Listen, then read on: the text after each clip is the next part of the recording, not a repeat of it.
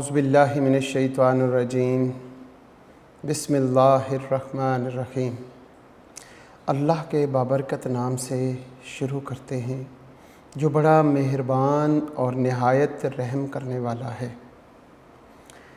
Unique group of institution की तरफ से ऑनलाइन लेक्चर्स, जिसमें अज़ीज़ तलबा व तालिबात आपकी तालीम और तरबियत के हवाले से हम यहाँ पे ये सारा निज़ाम आपके लिए, और आज हम सेकंड ईयर की क्लास और सब्जेक्ट स्टैटिस्टिक्स पढ़ने जा रहे हैं और मेरा नाम प्रोफेसर राजा वाजिद अली है। हम अपना लेक्चर का आगाज़ दुआ से करते हैं और दुआ है आज रिज़्क़ की। जब हमने गौर किया कि इंसान को पहली सांस में ज़िंदगी मिली और आखिरी सांस में ये ज़िंदगी ख़त्म होकर मौत में कन्वर्ट हो जाएगी, पहली सांस और आखिरी सांस के दरमियान हम दो काम करते हैं। एक, सीखते हैं। क्या चीज़? हर चीज़ को सीखते हैं। सबसे पहले जब पहली सांस हमने ली, हमारी आंखें खुली, तो हमने सीखना शुरू किया कि इतने ज़्यादा लोग हमारे इर्द गिर्द, इनमें से हमारे अपने पेरेंट्स कौन से हैं। हमने उनकी हाथों की गरमाइश से हमने उनको पहचाना, उनकी हाथों में जो मोहब्बत से हमें उठाया, तो हमने ये चीज़ सीखी कि ये हमारे वालिदैन हैं। फिर हमने इस ज़बान से बोलना सीखा, इन पाँव से चलना सीखा, इन हाथों से इस्तेमाल करना, इन हाथों का इस्तेमाल करना सीखा, आँखों का इस्तेमाल, कानों का इस्तेमाल करना सीखा। आस्ता आस्ता हमने पढ़ना शुरू किया, इल्म सीखना शुरू किया, और वो जो हम पहले कर रहे थे वो भी इल्म था। और फिर हमने स्कूल, कॉलेज और यूनिवर्सिटीज़ में इल्म सीखना शुरू किया, और ये सीखने का अमल आपकी प्रैक्टिकल लाइफ में और प्रैक्टिकल लाइफ से लेके आखिरी दम तक ये सीखने का अमल है। एक काम ज़िंदगी और मौत के दरमियान सीखने का काम है, इल्म को सीखना है, और दूसरा अहम काम रिज़्क़ कमाना है। बस ये दो काम ज़िंदगी और मौत के दरमियान हमने करने हैं। तो इसी तरह इल्म की दुआ हमने याद कर ली है और रिज़्क़ की दुआ हमने याद की थी। हम रिज़्क़ की दुआ भी दोबारा रिपीट करते हैं। ये दो काम हम ज़िंदगी और मौत के दरमियान करते हैं। इन दोनों कामों को, यानी इल्म सीखने के बारे में अपने रब से मांगे और रिज़्क़ कमाने के लिए भी अपने रब से इल्तिजा करें। रिज़्क़ हासिल करने के लिए हम जो दुआ याद किया करते हैं वो ये है, अल्लाहुम्मा, ए मेरे परवरदिगार, ए मेरे अल्लाह, उर्ज़ुक़नी, हमें अता कर, रिज़्क़न, रिज़्क़ अता कर। अल्लाहुम्मा उर्ज़ुक़नी रिज़्क़न, ए मेरे अल्लाह मुझे अता कर रिज़्क़। उस रिज़्क़ की क्या खूबियाँ हों? रिज़्क़न हलालन, वो रिज़्क़ हलाल हो। रिज़्क़न हलालन तय्यबन, और वो तय्यब हो, पाक हो। रिज़्क़न हलालन तय्यबन मुबारिकन, और वो मुबारक हो। जैसे हम ईद की मुबारक देते हैं और हम हर खुशी की मुबारक देते हैं कि इस खुशी में जितनी भी पॉजिटिव वाली बातें हैं वो सारी आपको मुबारक हों, वो सारी आपको मिलें। इसी तरह रिज़्क़ भी हमारे लिए मुबारक हो। रिज़्क़ में दो चीज़ें जो हैं होती हैं, बल्कि अल्लाह ताला की हर चीज़ में दो, एक नफ़ा और एक नुकसान। जब हमने रिज़्क़ इतना खा लिया कि हमारा पेट ही ख़राब हो गया, अब वो जो पेट ख़राब कर दिया या उसने हमें बीमार कर दिया, तो वो मुबारक नहीं होगा हमारे लिए। तो ए अल्लाह, हमारे रिज़्क़ में एक खूबी मुबारक भी हो, वो हमारे लिए, हमें उसके सारे फ़ायदे मिलें, कोई नुकसान ना मिले। रिज़्क़न हलालन तय्यबन मुबारकन वासियन, और वो वसी हो, महदूद ना हो। ये हलालन तय्यबन मुबारिकन वासियन। और पांचवी खूबी क्या हो? रिज़्क़न हलालन तय्यबन मुबारिकन मिन इंदिक। ऐ मेरे रब, अपने जनाब से खुद डायरेक्ट हमें रिज़्क़ अता कर। हमारा रिज़्क़ किसी के वसीले में ना डाल दे, किसी के ज़रिए ना मिले, हमें रिज़्क़ दे तो ऐ अल्लाह हमें डायरेक्ट तू दे। आमीन। हम चैप्टर नंबर 10 कर रहे हैं, नॉर्मल डिस्ट्रीब्यूशन उसका नाम है। लास्ट टाइम हमने चैप्टर 10 का क्वेश्चन नंबर 6 किया था, ए पार्ट और बी पार्ट और सी पार्ट भी थोड़ा सा किया था, लेकिन मुझे मालूम हुआ कि बी पार्ट कुछ लोगों को नहीं समझ आया, या उसको मैं मज़ीद वाज़े और डिटेल से समझाने की कोशिश करता हूँ। 6 के बी पार्ट से आज हम शुरू करते हैं। पेज नंबर है 21, पेज नंबर 21 और क्वेश्चन नंबर 6 का बी पार्ट। क्वेश्चन नंबर 6 है और उसका बी पार्ट। मैं यहाँ से पढ़ता हूँ। The time requires by the nurse to inject a shot of penicillin has been observe to the normally distributed with mean mu is equal to 30, जिसमें mu जो है वो आपको म्यू इज इक्वल टू 30 दिया हुआ है। 30 सेकंड, इसके साथ सिग्मा उसने 10 सेकंड्स दिया हुआ है। 10 सेकंड। ये मैं क्वेश्चन रिपीट कर रहा हूँ इस वजह से कि शायद कुछ बच्चों को ये सवाल लास्ट लेक्चर में अच्छे तरीके से समझ नहीं आया था, क्योंकि ये पहली मर्तबा परसेंटाइल्स पूछा रहा था। अब इसका फर्स्ट पार्ट है, उसने पूछा 10th percentile. First part P10 is equal to question mark. अब इसको सीखने के लिए मैं थोड़ी सी डायग्राम बनाता हूं ताकि आप लोगों को समझ आ सके कि डायग्राम के साथ इसको कैसे सॉल्व करते हैं। यहां पे हम डायग्राम है जी नॉर्मल डिस्ट्रीब्यूशन की, दरमियान में हमेशा मीन होता है और हमारे पास मीन है 30। हम यहाँ पे 30 लिख लेते हैं। ये हमारे पास एक्स एक्सिस है, -∞ टू +∞ तक इसकी रेंज होती है। इसके पैरेलल एक z एक्सिस होता है।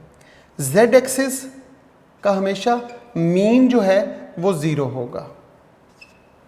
इसकी लिमिट भी -∞ टू +∞ है और इसको कहते हैं z एक्सिस। जब हम परसेंटेज की बात करते हैं तो वो अंडरस्टूड है कि वो यहाँ से शुरू होगा, यहाँ से चलते जाएंगे 1%, 2%, 3%, 4% और तकरीबन यहाँ पे कहीं 10th% होगा। यहाँ पे हम P10 लिख लेते हैं और आगे चलते जाएंगे तो यहाँ पे 50% होगा, इसके बाद 60, 70, 80 और यहाँ पे 100%, -∞ पे 100% होगा। अब उसने कहा P10 is equal to question mark. P10 की वैल्यू हमने मालूम करनी है, जबकि क्वेश्चन में गिवन क्या है? क्वेश्चन में म्यू और सिग्मा गिवन है और P10 की वैल्यू आपने मालूम करनी है। अगर ये P10 है तो इससे पीछे वाला एरिया कितना है? अगर हम गौर करें कि इससे पीछे जो ये एरिया है ये कितना है, जितना परसेंटाइल्स होता है, जितना जो परसेंटाइल्स मालूम करना होता है, अगर यहाँ तक P10 है तो ये वाला एरिया आपके पास 10% होगा। 10% का मतलब कितना होता है? 0.10। ये 10% है। इसका मतलब ये हुआ कि हम यहाँ पे देखें कि प्रोबेबिलिटी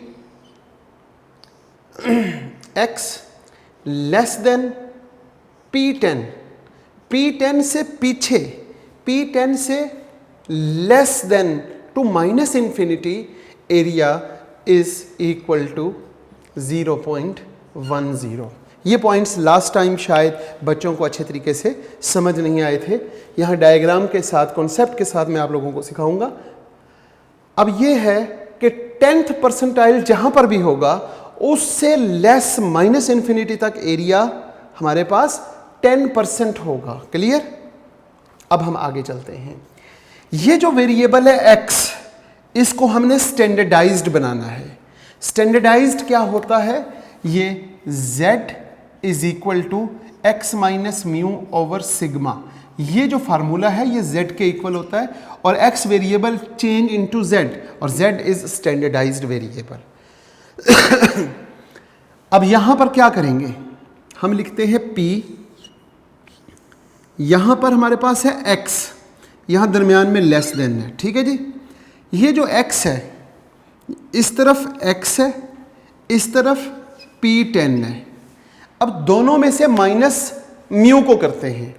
यहां पे माइनस म्यू लिखेंगे, लेकिन यहां पे माइनस क्या करेंगे हम? यहां पे माइनस म्यू की वैल्यू, म्यू की वैल्यू कितनी है? 30, और डिवाइड कर देंगे हम किस पे? सिग्मा पे। डिवाइड हम करेंगे इस तरफ हम किस पे? सिग्मा पे, और यहां पर सिग्मा की वैल्यू पे, यहां पे हम लिखेंगे 10 और इज इक्वल टू 0.10। क्लियर है जनाब? इसके साथ साथ हम गौर करें तो ये किसके इक्वल है? ये z के इक्वल है। अब इसकी जगह पे तो हमने लिख देना है z, प्रोबेबिलिटी, यहाँ पे लिखेंगे z इज़ लेस देन, यहाँ p10 में से, क्योंकि इसकी तो वैल्यू हमें मालूम ही नहीं है तो ये तो वैसे ही लिखेंगे, यहाँ पे p10 minus 30 over 10 is equal to 0.10। मेरा ख्याल है समझ आ चुकी होगी यहाँ तक बात। अब हम क्या करें कि हमने एक थ्योरम देखा, जो शुरू में थ्योरम पढ़ा, अगर probability z is less than a हो तो वो क्या होता है? Phi of a। अब हम यहाँ पर क्या करेंगे?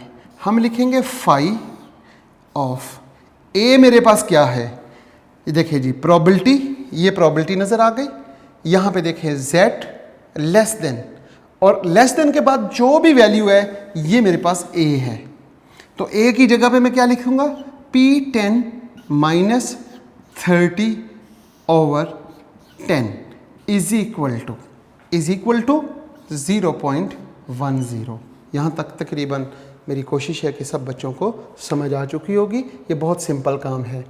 इसके साथ हम क्या करेंगे? ये फाई दूसरी तरफ जाके इन्वर्स हो जाएगा, तो यहाँ पर क्या बचेगा? यहाँ पे बचेगा p10 minus 30 over 10 is equal to, यहाँ पे हम क्या लिखेंगे? फाई इन्वर्स, और साथ लिखेंगे 0.10। अब इसके साथ अगर गौर करें तो हमारे पास है p10 minus 30 over 10 is equal to, अब ये कहाँ से देखें? ये देखने के लिए आप लोगों ने अपनी बुक, जो टेक्स्ट बुक है आपके पास, ये देख लें, ये टेक्स्ट बुक है। इस टेक्स्ट बुक के एंड पे एक टेबल गिवन है और टेबल नंबर 10 है 295 पेज पर। 295 पेज पर प्रोबेबिलिटी p पहला कॉलम है, और पहले कॉलम में क्या लिखा हुआ है? अगर गौर करें तो यहाँ पे कॉलम में p लिखा हुआ है, इन्वर्स। यहाँ पे देखें फाई इन्वर्स, ब्रैकेट में p लिखा हुआ है। अब ब्रैकेट वाली वैल्यू जो है वो p है। ये जो फाई इन्वर्स और ये रकम है ये p 0.10। अब ये p में देखेंगे हम, यहाँ पे 0.00, 0.01 और सो ऑन चलते जाएं तो यहाँ पर आपको 0.10 मिलेगा और उसका जवाब आ जाएगा -1.2816। अब आपने ये टेबल से देखा और इसकी वैल्यू आपने देखी तो वो है -1.2816। इससे आगे P30 की वैल्यू और P10 की वैल्यू मालूम करना सो सिंपल।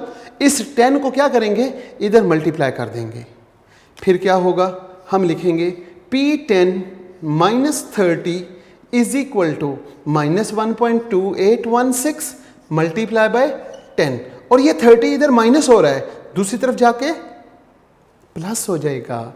हम लिखेंगे P10 इज इक्वल टू 30 और माइनस यहाँ पे 2.816 आ जाएगा।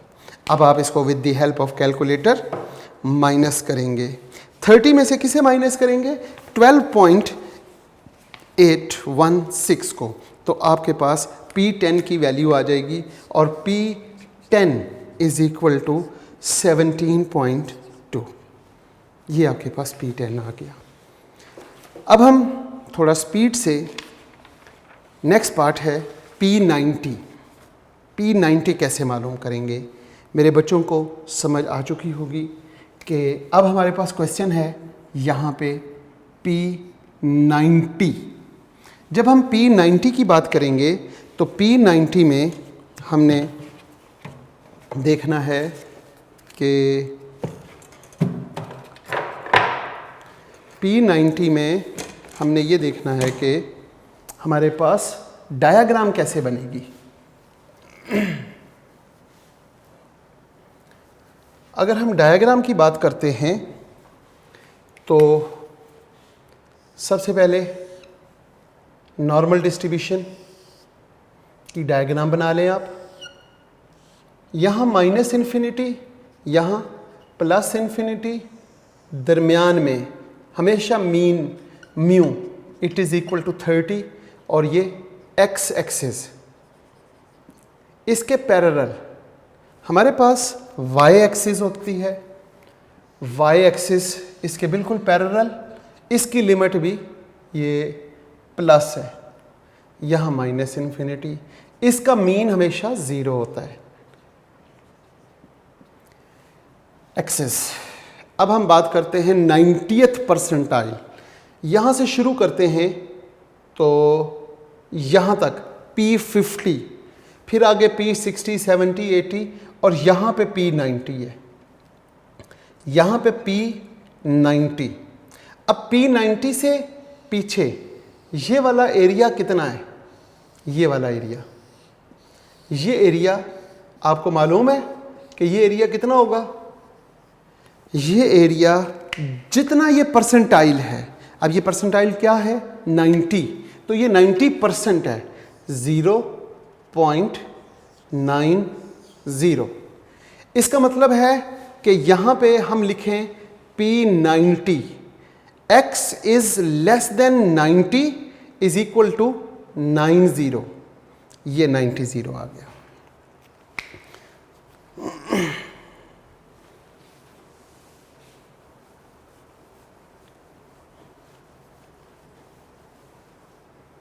ठीक है जी, 90 से लेस एरिया 90% होगा, 90% आ गया।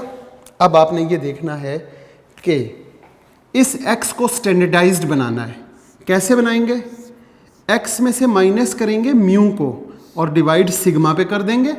यहाँ पे P90 है, उसमें से क्या माइनस करेंगे, म्यू की वैल्यू, म्यू की वैल्यू है 30 ओवर सिग्मा की वैल्यू पे डिवाइड करेंगे और इक्वल्स टू 0.90। ये क्योंकि स्टैंडर्डाइज्ड वेरिएबल बन गया तो यहाँ पे लिखेंगे z is less than P90 minus 30 over 10 is equal to 0.90। यहाँ पर हम देखें कि हमारे पास एक थ्योरम था, probability z is less than a is equal to phi of a। अब हम अकॉर्डिंग टू दिस रूल गौर करें, यहाँ पे p bracket z less than, ये पूरी रकम मेरे पास a है, तो इसको हम क्या लिखेंगे, फाई ऑफ a क्या है मेरे पास, P90 minus 30 over 10 is equal to 0.90। ये फाई जब दूसरी तरफ जाएगा तो इन्वर्स हो जाएगा। इधर लिखेंगे P90 minus 30/10 is equal to क्या होगा, फाई इन्वर्स और 0.90। अब आपने फिर वापस जाना है अपनी बुक के एंड पे, पेज नंबर 295 पे टेबल नंबर 10 है। टेबल नंबर 10 जब आप खोलते हैं, ज़रा आप अपनी बुक के एंड पे देखें, क्या आपके पास पेज नंबर 295, यस 295, सब बच्चों ने 295 ओपन कर लें पेज, और उसके ऊपर लिखा हुआ है inverse standard normal cumulative distribution, और उसके आगे फाई इन्वर्स नीचे देखेंगे, लाइन के नीचे ZP is equal to phi inverse और ब्रैकेट में P लिखा हुआ है, यानी कि P की वैल्यू हमारे पास 0.90 है। तो आपने क्या करना है, इस टेबल में P की वैल्यू ये है और 0.90 को तलाश करना है। यहाँ पे तो 0.90 है ही नहीं। अब आप क्या करें, एक पेज आगे कर लें, यहाँ पे देखें P और यहाँ पे देखें 0.90, यहाँ पे भी नहीं है। फिर मज़ीद आगे चलते हैं तो यहाँ पे हमें 0.90 मिल गया। 0.90 पे वैल्यू है 1.2816 प्लस के साथ। तो अब आप क्या करेंगे कि 0.90 P की वैल्यू फाई इन्वर्स में देखी तो जवाब आपके पास आ गया 1.2816, लेकिन ये माइनस नहीं है। बाकी तो यहाँ पे P10 की जगह पे हम यहाँ पे P90 लिख लेते हैं, यहाँ पे P90 लिख लेते हैं, और यहाँ पे P90 लिख लेते हैं, और यहाँ पे भी P90 लिख लेते हैं। 1.2816, अब ये 10 इधर डिवाइड हो रहा है, इसके साथ आके मल्टीप्लाई होगा, ये माइनस नहीं है। अगर ये माइनस नहीं है, ये 30 इधर माइनस है, इधर आके प्लस हो गया, और ये भी फिर प्लस हो जाएगा। और जब इन दोनों को प्लस करेंगे तो ये 30 और ये 40 हो गया, 40 और ये 2.816, ये आपके पास P90 का आंसर आ गया। अब मैं उम्मीद करता हूँ कि मेरे बच्चों को इस कॉन्सेप्ट को क्लियर कर लिया होगा, इसमें जहाँ आपको प्रॉब्लम थी। अब हम आगे चलते हैं और इसके सी पार्ट को देखते हैं। सी पार्ट को गौर से पढ़ें, इसमें कोई प्रॉब्लम इंशाल्लाह अब नहीं होगी। इसके सी पार्ट में लिखा हुआ है score on national education achievement test are normally distributed with mean 500 and standard deviation 100। आपके पास मीन और स्टैंडर्ड डेविएशन गिवन है। अब आपने क्या करना है, मीन की वैल्यू मालूम है आपके पास और स्टैंडर्ड डेविएशन की। अब हम बात करते हैं 6 के सी पार्ट की, जिसमें मीन कितना है। अगर आपके पास बुक है तो बुक में आप पढ़ेंगे तो मीन की वैल्यू 500 और सिग्मा की value 100।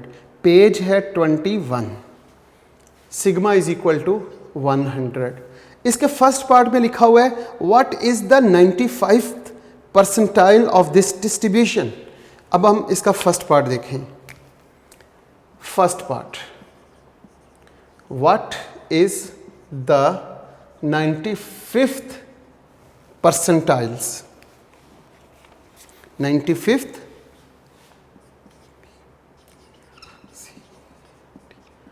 percentile of this distribution.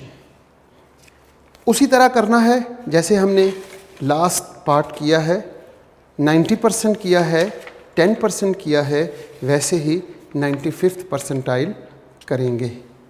कैसे होगा, हमने P95 is equal to question mark.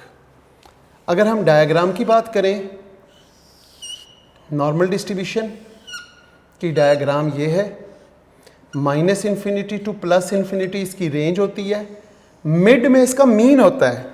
Mean हमारे पास 500 है और ये एक्स एक्सिस है। इसी तरह z एक्सिस जो स्टैंडर्डाइज्ड वेरिएबल है, उसका mean 0 minus infinity two plus infinity, यहाँ से शुरू करते हैं और यहाँ पे जाके 95% P95 is equal to question mark, और ये एरिया आपके पास उसी तरह 0. ये एरिया आपके पास कितना है 0.95. ठीक हो गई बात। अब हमने अकॉर्डिंग टू दिस रूल हम क्या कहेंगे, probability x is less than P95. P95 x axis के ऊपर P95 जहां पर भी है उससे लेस एरिया कितना है 0.95. मुझे लगता है बच्चों को ये नहीं समझ आती थी कि यहाँ पे 0.95 कैसे आ गया। डायग्राम की मदद से अब उम्मीद है कि बच्चों को इस ये बात क्लियर हो चुकी होगी।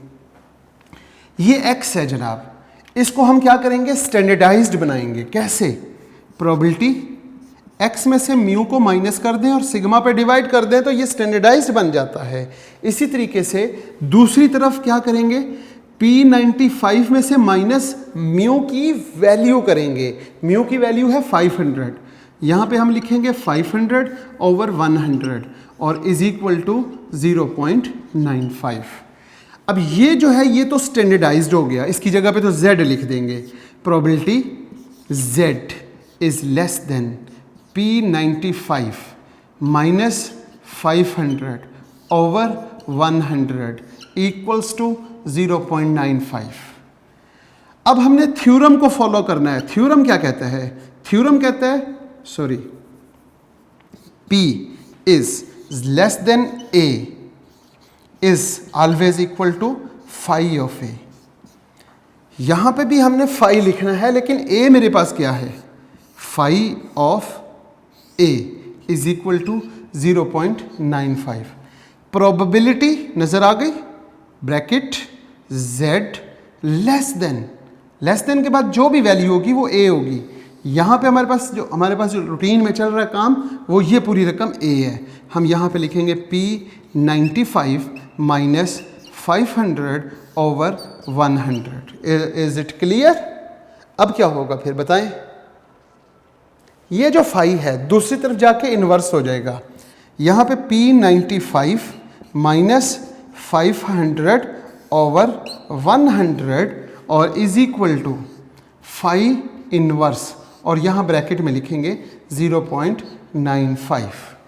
अब आपने टेबल तलाश करना है।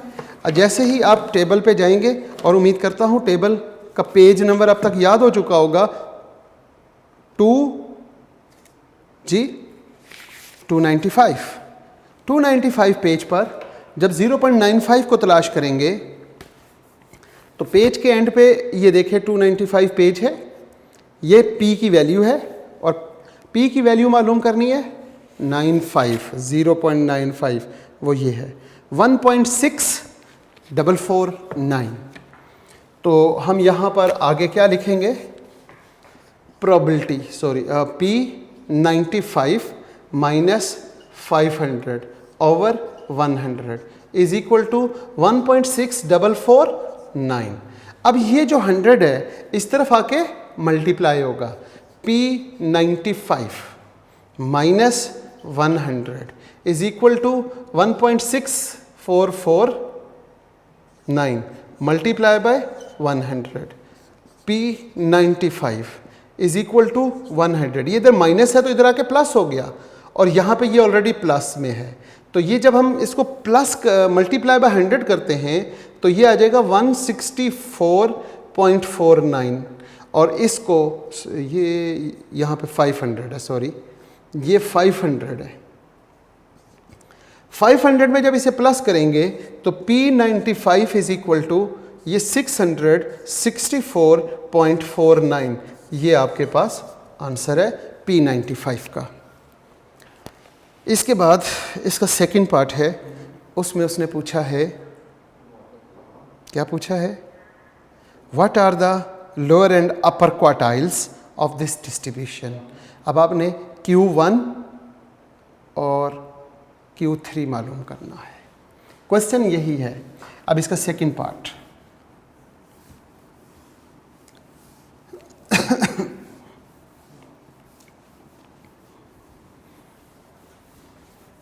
क्वार्टाइल्स। उसने कहा अपर एंड लोअर क्वार्टाइल्स मालूम करें। मीन कितना है 500 और स्टैंडर्ड डेविएशन 100 हमारे पास गिवन है। What are the lower and upper quartile?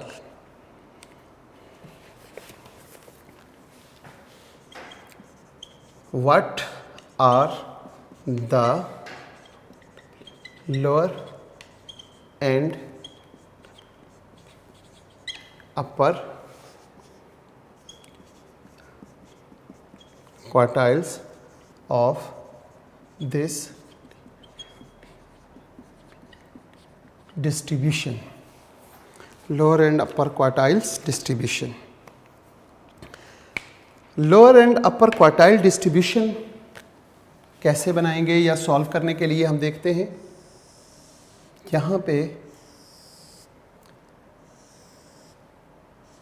Plus infinity minus infinity, दरमियान में हमेशा मीन होता है और मीन हमारे पास 500 एक्स एक्सिस, इसके पैरेलल हमारे पास जेड एक्सिस, इसकी limit minus infinity two plus infinity, दरमियान में मीन इसका 0।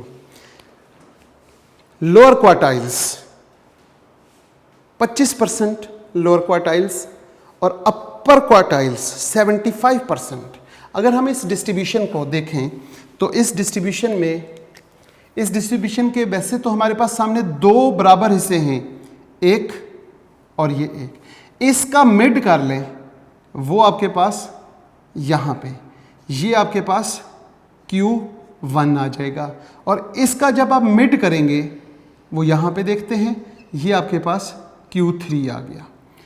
Q1 जो है वो 25%, बेसिकली ये यहाँ से लेके यहाँ तक 50% होता है। तो जब मिड किया तो ये हमारे पास 0.25 और जब ये देखेंगे तो ये भी 0.25, ये भी हमने मिड किया हुआ है तो ये भी हमारे पास 0.25 और ये भी हमारे पास 0.25। 25% चार हिस्से में तकसीम कर लिया, क्वार्टाइल्स हो गया। अब Q1 और Q3 अगर हम बात करते हैं Q1 की, Q1 is equal to question mark, तो प्रोबेबिलिटी ऑफ क्या लिखेंगे यहाँ पे हम लिखेंगे x is less than Q1 is equal to 0.25 और दूसरी तरफ हम क्या लिखेंगे, दूसरी तरफ अगर हम बात करें तो वो लिखेंगे probability of x is less than Q3 is equal to Q3 से पीछे कितना एरिया है 0.25, 0.25 और 0.25 प्लस करेंगे तो 0.75 आ जाएगा। ठीक है जी, 0.75। जैसे हमने परसेंटाइल्स मालूम किया, P10 भी मालूम करके दिखाया, P90 मालूम करके दिखाया और साथ P95 इसी क्वेश्चन के फर्स्ट पार्ट में। अब यहाँ तक करने के बाद मैं उम्मीद करता हूँ कि मेरे बच्चे जो हैं वो इस क्वेश्चन को ख़ुद सॉल्व करेंगे। नेक्स्ट लेक्चर में इंशाल्लाह मैं इस क्वेश्चन को मज़ीद आगे सॉल्व करके दिखाऊंगा। आप लोग उस वक्त तक इसे कंप्लीट कर लीजिएगा ताकि जब मैं यहाँ पे करवा रहा हूँ तो आप अपने क्वेश्चन को हमारे साथ टैली करें कि आपका प्रोसीजर और आपका मेथड और आपका आंसर क्या हमारे साथ टैली होता है। इंशाल्लाह हम नेक्स्ट लेक्चर में मिलेंगे और इस लेक्चर का इख्तिताम हम इस दुआ से करते हैं कि अल्लाह ताला तमाम बच्चों को सलामत रखें, खुश रहें और सेहत वाली ज़िंदगी अता करें, वालिदैन की इताअत और फरमाबरदारी की तौफ़ीक दे और कामयाबी के लिए हमें अल्लाह के रसूल हज़रत मोहम्मद सल्लल्लाहु अलैहि वसल्लम, वालिदैन और उस्तादज़ा की इताअत और फरमाबरदारी करें। ये चीज़ें आपको समझ आ जाएं तो बहुत अच्छी बात है, ना समझ आएँ फिर भी कामयाब होंगे। और कैसे होंगे? इन चार हस्तियों की इताअत और फरमाबरदारी करके। बहुत शुक्रिया। अल्लाह हाफ़िज़।